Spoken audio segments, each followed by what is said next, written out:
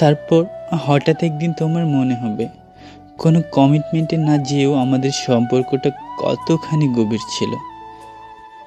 এই স্বার্থপর পৃথিবীতে শুধুমাত্র প্রাচুর্যতা আর ধন সম্পদ মানুষকে সুখী করে না, তেমনি শুধুমাত্র আর্থিক অবস্থা ভালো হলেই সবসময় ভালো থাকা যায় না।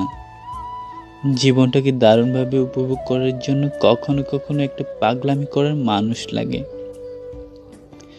খুনসুটিতে এক কাপ কফি ভাগাভাগি করে খাওয়ার জন্য হলেও একজন সঙ্গী লাগে।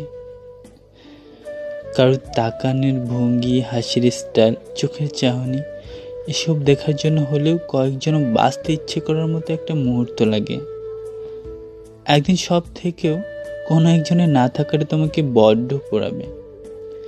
সেদিন তুমি অনুভব করবে এই পৃথিবীতে শুধু খেয়ে পড়ে কোনো রকম দিন চলে গেলেও নিজের কথাগুলো বলতে পারার মতো একজন মানুষ না থাকলে জীবনটা সত্যি অসম্পূর্ণ।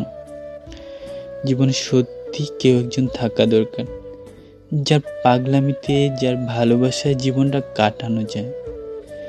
একটা সময়ে সেই কঠিন তুমিটাও শিশুদের মতো আশ্রয় নেওয়ার জন্য হলেও সম্পর্কের একটা প্রতিশ্রুতি খুঁজবে।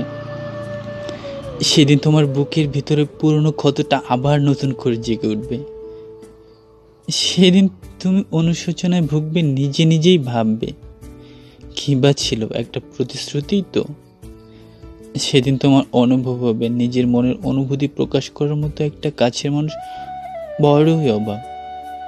একদিন মধ্যরাতে পুরনো স্মৃতি হাতড়াতে গিয়ে তুমি বুঝতে পারবে যে রোজ রোজ দামি রেস্টুরেন্টের খাবার মুখে গুজার চেয়েও জীবনটা তখনই সুন্দর ছিল, যখন কারোর সাথে কারো পাশাপাশি বসে এক কাপ কফি খাওয়ার সুখ অনুভব করতে। তারপর আবারও হঠাৎ কোনো একদিন মনে পড়বে, কোনো এক শ্রাবণের দিনে তোমার সেই প্রাচুর্যে ভরা অট্টালিকার ব্যালকনিতে বসে কফি খেতে খেতে মনে হবে আমাদের সেই প্রথম দেখা হওয়ার কথা, প্রথম স্পর্শের কথা, এক কাপ কফিতে দুজনের চুমুক দেওয়ার কথা।